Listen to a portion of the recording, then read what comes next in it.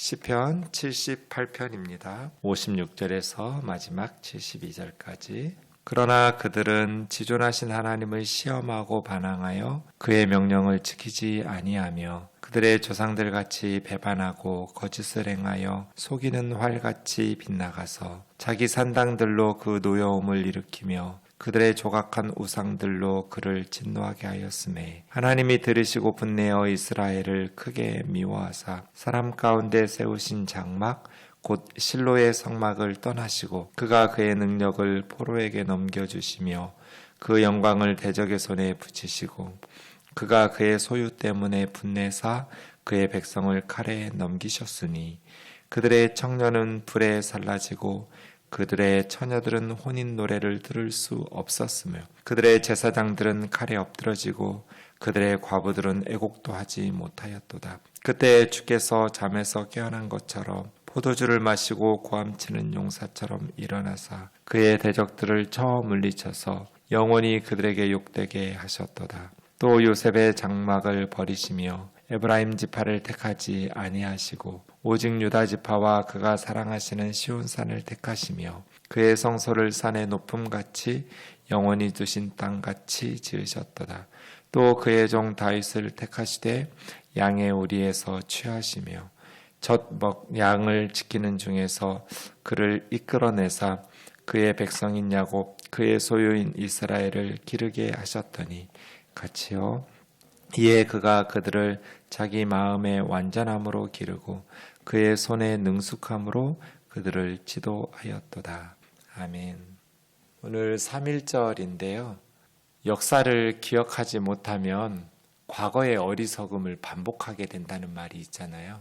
그래서 역사를 기억하고 또 그 역사적 사건을 경험하지 못한 후세들에게 가르치고 교육하는 것이 중요한 것 같습니다.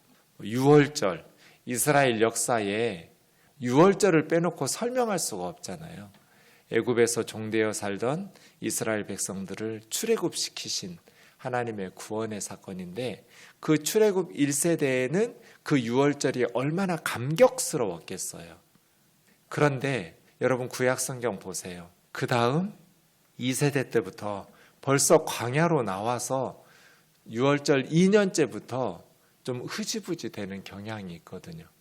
그래서 어쩔 수 없이 피치 못할 경우 유월절을 못 지킬 수 있죠. 원래 1월 14일 밤이 유월절 밤인데 1월 14일에 갑자기 시체를 만졌다거나 그럼 이제 부정해져서 유월절에 참가할 수 없어요. 또 아니면 멀리 타국이나 멀리 떠나서 유월절에 참여할 수 없었다거나 이럴 경우에 하나님께서 1월 14일 저녁인 유월절을 한 달 뒤 2월 14일에 보충해서 그러니까 1월 14일에 유월절을 지키는데 그때 여러 가지 사정으로 피치 못해서 유월절에 동참하지 못했으면 한 달 뒤에 2월 14일에 유월절을 지켜라. 이게 뭐겠어요, 여러분? 반드시 지키라거든요. 왜냐하면 다음 세대로 넘어갈수록 그 사건을 직접 경험하지 못한 후세대들은 그 사건의 감격이 희미해지고 의미가 퇴색되거든요. 이렇게 하나님께서는 유월절 2년째부터 보충해서라도 유월절을 한 달 뒤에라도 지키라고 말씀하실 만큼 강조했다고 할까요? 이것이 굉장히 중요하게 여기셨는데 그 다음에 어떻게 돼요, 여러분? 유월절을 안 지켜요. 그래서 히스기야 왕 때 보면 그때까지 유월절을 지킨 적이 없었다는 말을 해요. 그러니까 솔로몬은 성전만 지어놨지 유월절 한 번도 안 지킨 거예요. 이런 식으로 이스라엘 백성들이 그때는 엄청난 사건이죠. 유월절을 경험했던 하나님의 구원을 경험했던 그 세대에는 그 하나님의 구원이 감사와 감격 속에서 기억되었지만 그것을 경험하지 못했던 그 다음 세대에는 유월절이라는 게 멀리 느껴지는 거죠. 별로 그런가 보다 하면서 그 감격이 약화되거나 사라지는 거예요. 그래서 이제는 흐지부지 유월절을 안 지켜요. 그럼 결과가 뭐겠어요? 하나님의 구원을 잃어버려요. 그러니까 우상 숭배하고 과거의 어리석은 죄악을 반복하게 되죠.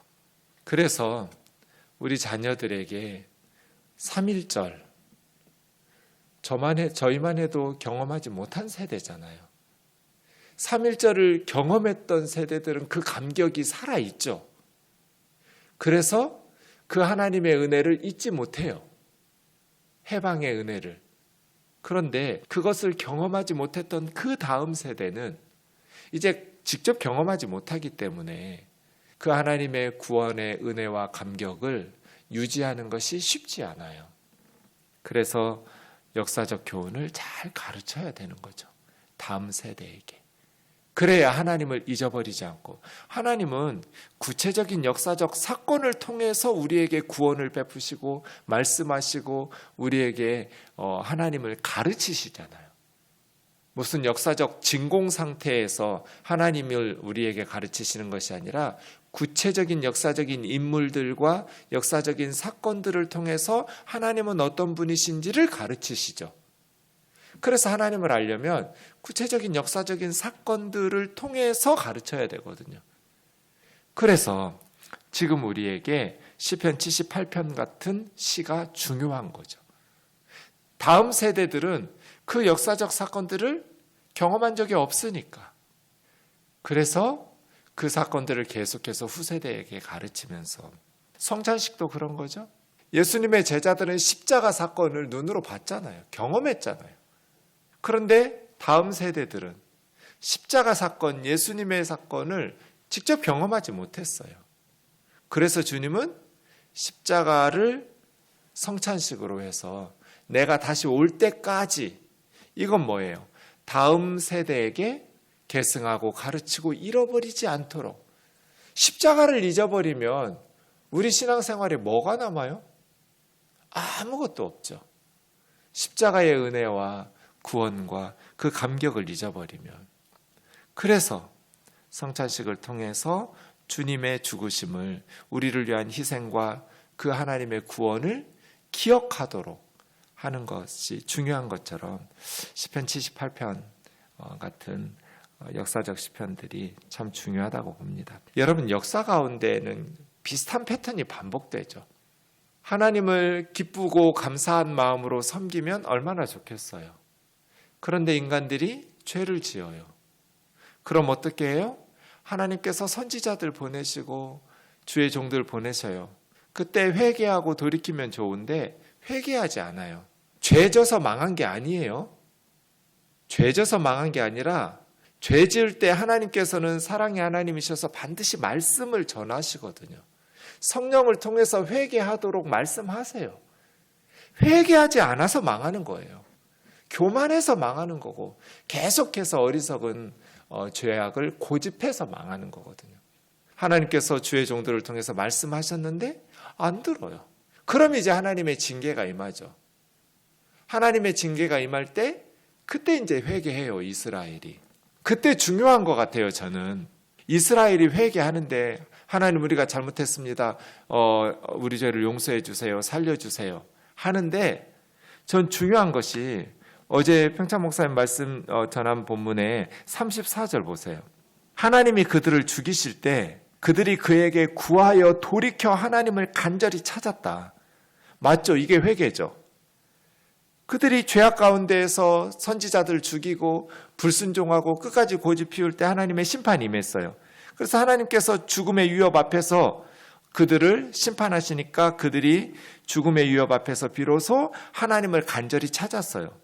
저는 34절에서 끝난 줄 알았어요. 그래, 하나님을 간절히 찾았으니 되었지. 하나님께서 그들을 기억하시면서 구원하시죠. 근데 36절 보세요.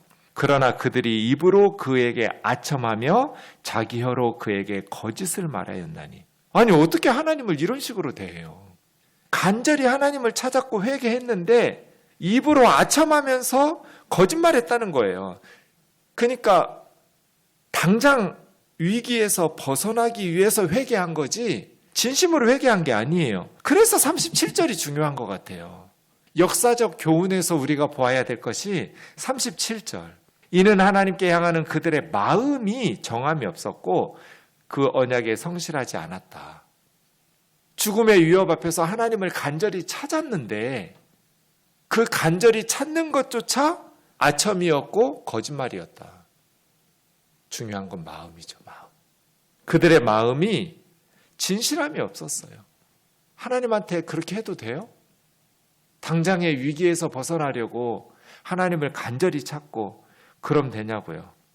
그럼 하나님께서 심판하셔야 하잖아요. 이런 회개나 이러한 거짓에 대해서는. 그런데 38절 오직 하나님은 긍휼하심으로 죄악을 덮어주시며 멸망시키지 아니하시고 그 진노를 여러 번 돌이키셔서 그 분을 다 쏟아내지 아니하셨다. 그들이 육체이며 가고 돌아오지 않는 바람임을 기억하셨기 때문에. 그래서 우리 때문에 구원을 받는 것이 아니라 하나님의 긍휼과 자비하심 때문에 우리가 구원을 받는 거예요. 우리의 믿음이 진실해졌기 때문이거나 경건하고 거룩하게 살기 때문이 아니라 하나님의 긍휼과 자비하심 때문에.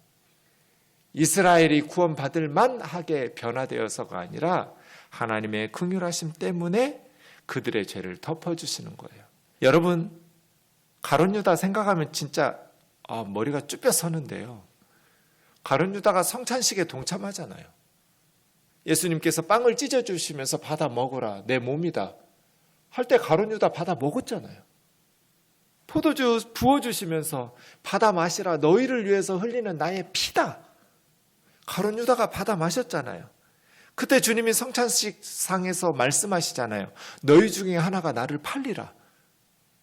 너희 중에 하나가 나 안 팔아도 나는 성경에 기록된 대로 가야 돼요. 인류 구원을 위해서 십자가에 죽으세요. 그런데 나는 성경에 기록된 대로 가거니와 나를 판 그 사람에게는 화가 있을 거다. 예수님께서는 가룟 유다 너에게 화가 있을 것이다 이렇게 말씀하지 않았잖아요. 감정을 쏙 빼내고 3인칭 단수로 써서 그에게, 나를 파는 그에게 화가 있을 거다. 제자들에게서 가룟 유다의 죄를 덮어주시잖아요. 예수님은 지금 유다를 향해서 마지막 권면을 하고 그의 죄를, 허물을 덮어주고 있는데 가룟 유다는 성찬식 하면서도 마음이 어떻게 하면 좋은 기회를 얻어서 예수를 팔아넘길까, 이미 돈 받았잖아요. 제사장들에게. 예수님은 십자가를 생각하면서 제자들과 최후의 만찬을 하면서 성찬식을 말씀하시는데 가룟 유다는 딴 생각하고 마음속에 딴 생각 품고 있는 거잖아요. 성찬식 할 때. 어떻게 하면 예수를 무리 없이 팔아넘길까. 이 마음 말이에요. 그래서 제자들이 말하죠. 우리 중 누구냐? 가룟 유다 어떻게 했겠어요? 똑같은 말 했겠죠. 유다도. 우리 중 누가 파냐 예수님을. 주님을 누가 팔아넘기냐. 사랑하는 자매 형제 여러분, 하나님을 왜 믿는 거예요? 그의 아들 예수 그리스도까지 십자가에 아낌없이 내어주신 하나님을 사랑하고 소중히 여기기 때문에 우리가 교회도 다니고 하나님을 믿어야지.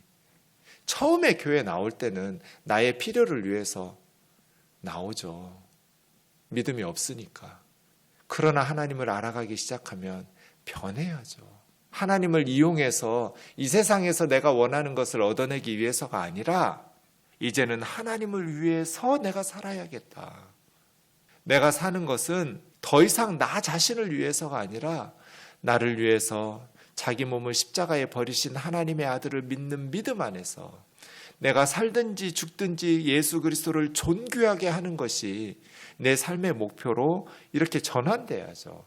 그럴 때 내 삶이 가장 가치 있어지는구나. 그럴 때 내 삶이 가장 보람된 인생을 살게 되는구나.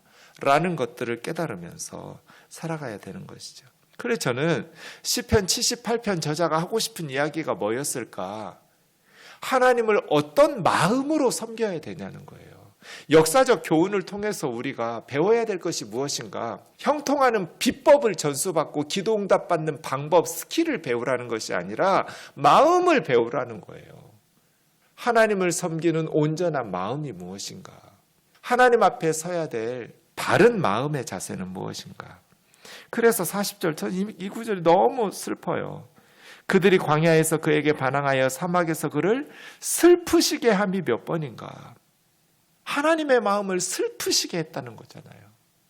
하나님의 마음을 슬프시게 하는 것이 몇 번인가, 이스라엘 백성들이. 이것이 역사의 교훈인 거예요. 속썩이는 자식 때문에 부모는 잠을 자지 못하고, 속썩이는 이 자식 때문에 부모의 속이 썩어 문드러지잖아요.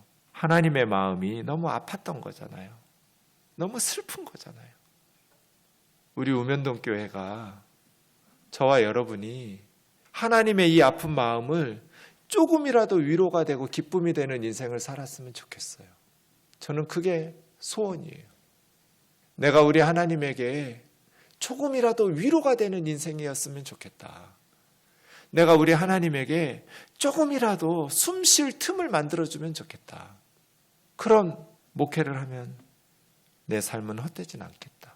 여러분요, 하나님의 아픈 마음, 슬픈 마음을 여러분의 삶으로 위로하고, 그냥 내가 뭘 얻어내기 위해서 기도회 전에 준비 찬양, 전 이런 말이 너무나 이기적인 것 같아요. 내가 은혜 받으려고 내 마음 뜨겁게 하려고 찬양을 그렇게 해요? 하나님을 높이기 위해서 찬양을 해야지. 내가 뭘 준비하고 그렇게 준비해서, 찬양으로 준비해서 뜨겁게 기도해서, 그렇게 뜨겁게 기도해서, 그래서 뭐 그래야 더 잘 응답받고 은혜 받고, 무슨 은혜를 얼마나 더 받겠다는 거예요. 대한민국 사람들처럼 하나님께서 많은 은혜 베푸셨으면 됐지. 예수 그리스도를 십자가에 내어주셨으면 됐지. 하나님께서 뭘 얼마나 우리에게 더 주셔야 우리가 하나님 앞에 감사하면서 하나님 섬길 수 있나요? 그냥 하나님이 소중한 분이라고 고백하면서 감사 가득한 마음으로 찬양하면 안 돼요? 그냥 하나님, 내가 어떻게 살까요? 하나님, 내가 어떻게 하나님을 위해서 헌신할까요? 저 갖다 쓰세요. 그런 기도하면 안 될까요? 하나님이 너무 슬펐다는 거예요. 하나님을 슬프게 함이 몇 번인가? 왜요? 내일부터 우리가 레위기 볼 텐데, 애굽에서 찌들었던 노예적 삶이 이제 출애굽했으면 레위기적 삶으로, 하나님의 방식의 삶으로 변화해야 하자는데, 예배당에 나왔는데도 세상적인 삶의 방식이 안 변하는 거예요. 세상 사람들처럼 사는 거예요. 출애굽했으면, 홍해바다 건너왔으면 이제 애굽의 삶의 방식은 버리고 하나님의 말씀으로, 십계명의 방식으로 변해야 하잖아요. 그런데 이게 안 되는 거예요. 10가지 재앙 경험했어요. 출애굽 경험했지요. 54절, 하나님의 오른손으로 만드신 시온산으로 인도했잖아요. 예루살렘으로 인도한 거예요. 성전으로 인도했어요. 가나안 땅에 들어왔어요. 그래서 그들의 소유를 분배해 주었어요. 노예로 살던 애굽의 노예들이 이제 가나안 땅에 들어와서 자유인이 되었고 소유주가 되었잖아요. 그들의 장막에서 그들의 땅을 분배받아서 이스라엘 백성들이 살았어요. 약속의 땅에 들어왔어요. 그러나 56절, 지존하신 하나님을 시험하고 반항하여 명령을 지키지 아니하며 조상들같이 배반하고 거짓을 행하여 속이는 활같이 빗나가서, 활을 쏘았는데 빗나가 버리면, 속이는 활같이 빗나가면 그 활을 어디다 써먹어요? 버려야죠. 활을 쏘았는데 이상한 방향으로 빗나가 버려. 속이는 활이야. 그럼 그 활을 사용하는 궁수가 누가 있겠어요? 버리죠. 이스라엘은 믿을 수가 없는 활과 같았어요. 속이는 활과 같았어요. 그렇게 뒤틀리고 삐뚤어진 활과 같이 하나님께서 사용하실 수가 없는 거예요. 조상들의 역사를 제대로 배웠으면 약속의 땅에 들어가서 그들이 바르게 살았어야 되는데, 역사를 통해서 배우지를 못하니까 여전히 후손들도 똑같이 속이는 활과 같이 하나님을 실망시켜서 자기들의 산당으로 하나님의 노여움을 일으키고 조각한 우상으로 하나님의 진노를 불러일으켰어요. 노예들을 데려다가 약속의 땅에 주인으로 주었더니 이런 식으로 우상 숭배하는 거예요. 애굽의 생활 방식이 전혀 바뀌지가 않는 거예요. 하나님이 들으시고 분내어 이스라엘을 크게 미워하사 사람 가운데 세우신 장막 곧 실로의 성막을 떠나시고, 가나안 정착 초기에 예배 처소 언약궤가 있었던 곳이 실로였잖아요. 사무엘 선지자 때까지 해도 엘리 제사장이 일하던 곳이 실로였어요. 거기서 하나님께서 떠나셨어요. 성전에서, 성막에서 하나님이 떠나시면 어떻게 돼요? 그 능력을 포로에게 넘겨주심에, 그 능력의 상징이 언약궤였고요. 이제 블레셋에게 뺏기죠, 언약궤를. 그 영광을 대적의 손에 붙이시고, 그 소유 때문에 분내사 그 백성을 칼에 넘기셨으니, 그 소유 때문에가 아니라 그 소유의 분내사 이러셔야 돼요. 번역이 62절은 하나님의 소유인 하나님의 백성에게 분을 내셔서 백성을 칼에 넘기시고, 청년들은 불살라지고 처녀들은 혼인노래 들을 수가 없고, 제사장들은 칼에 엎드러지고, 과부들도 통곡할 힘조차, 애곡할 힘조차 없었어요. 나라가 망해버렸어요. 그때 주께서 잠에서 깨어난 것처럼, 포도주 마시고 고함치는 용사처럼 일어나셔서, 주무시다가 일어나신 것처럼 하나님께서 이스라엘을 철저히, 그러니까 오랫동안 참으셨어요. 손에서 술의 거품이 일어나고 있어요. 시편 75편처럼 말하면 대적들을 쳐 물리쳐 영원히 그들을 욕되게 하셨도다. 요셉의 장막을 버리시고 에브라임 지파를 택하지 않으시고 유다 지파 사랑하는 시온산을 택하여, 67절은 북이스라엘의 10지파 버렸다는 거예요. 남쪽 유다 2지파를 택하여 성소를 산의 높음 같이 영원히 두신 땅같이 지으셨도다. 다윗을 위해서, 양의 우리에서 다윗을 택해서, 양의 우리에서, 목동 출신이니까요. 양의 우리에서 일하는 목동 출신 다윗을 선택하셔서 전양을 지키는 중에 그들을 이끌어내사 그 백성인 야곱, 소유인 이스라엘을 기르게 하셨더니, 양을 돌보던 목동 다윗이 이제는 이스라엘을 기르는 왕으로 세우신 것이죠. 이에 그가 그들을 자기 마음의 완전함으로, 다윗은 어땠어요? 네, 성실했어요. 한결같았어요. 다윗도 죄 지었어요. 그런데 다윗은 마음이 하나님을 향해서 성실하고 한결같았어요. 그 손의 능숙함으로 그들을 지도하였도다. 다윗까지 온 거죠. 다윗은 마음이 한결같았어요. 그리고 그 손이 지혜로웠어요. 능숙함이라는 것은 민첩한 손길이거든요. 생각은 길고 깊이하고, 생각이 정리되면 행동은 빠르게 해야 돼요. 능숙함이라고 번역된 것은 민첩함이거든요. 손이 민첩하게 해야 될 일들을 다윗은 성실하게 해나였다. 이렇게 역사적 교훈을 통해서 다윗 이야기로 시편 78편이 끝나요. 다윗과 다른 통치자들의 사이, 다윗과 사울 왕의 차이는 뭐예요? 다윗과 솔로몬의 차이는 뭐예요? 마음이에요. 어떤 의미에서 다윗은 사울 왕이나 솔로몬보다 더 큰, 결코 작지 않은 죄를 지었어요. 하나님께서 다윗에게도 징계하셨어요. 그런데 다윗의 장점은 마음의 완전함, 한결같은 마음으로 하나님의 백성들을 이끌었다는 거예요.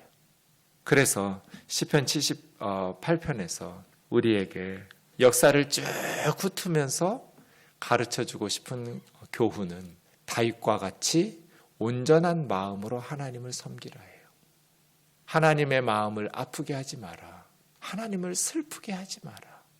기도하겠습니다. 사랑하는 하나님, 3.1절 다시는 그러한 역사적 비극이 반복되지 않도록, 다시는 고종 같은 왕을 뽑지 않도록, 민비 같은 여자를 국모로 섬기지 않도록, 다시는 정적을 죽이고 자기 측근들을 세우고 국가의 자원을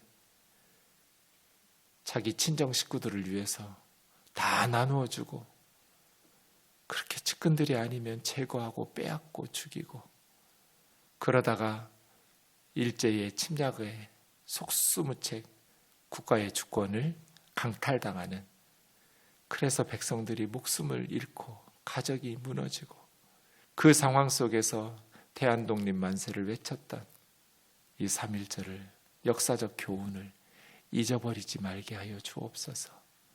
지금도 싸우고 분쟁하고 나와 생각이 다르면 원수 다루듯 그렇게 갈등과 정쟁이 치열하지만 자비로우신 주님, 이 땅이 새로운 대통령을 중심으로 하나로 뭉쳐서 이 급변하는 시대적 상황을 잘 대처하며 다시는 그런 가난과 무능의 나락에 빠지지 않는 전 세계 열방을 위해서 주님 다시 오실 재림을 준비하는 나라가 되게 하여 주옵소서. 자비로우신 주님, 그리스도인들의 마음이 하나님을 향해서 다윗과 같이 온전하게 하옵소서. 우리가 하나님의 마음을 조금이라도 기쁘시게 하며 위로할 수 있는데 우리의 인생에 승부를 걸고 우리 우면동 교회의 사명으로 삼게 하여 주옵소서. 예수님의 거룩하신 이름으로 기도하옵나이다. 아멘.